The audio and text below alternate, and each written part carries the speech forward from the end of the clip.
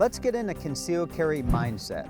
What I mean by that is if you've already made the decision to carry concealed, there's some mindset considerations that go along with that. Specifically, the biggest one we think about is when to carry.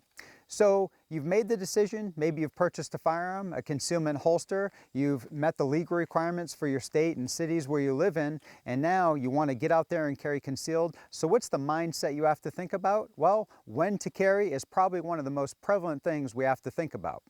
In my opinion, when to carry is going to be all the time unless legally you can't carry. So the mindset with concealed carry is you're carrying all the time. And it's a commitment you have to make to yourself to carry all the time. Some folks will say only carry when you think you're going to need it, or I carry when I think I'm going to a bad part of town, or something to that effect.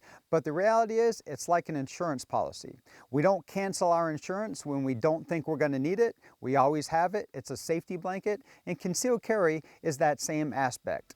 So with the mindset of concealed carry is if we can legally carry in our state or cities or where we live, we want to try to carry all the time if it makes sense.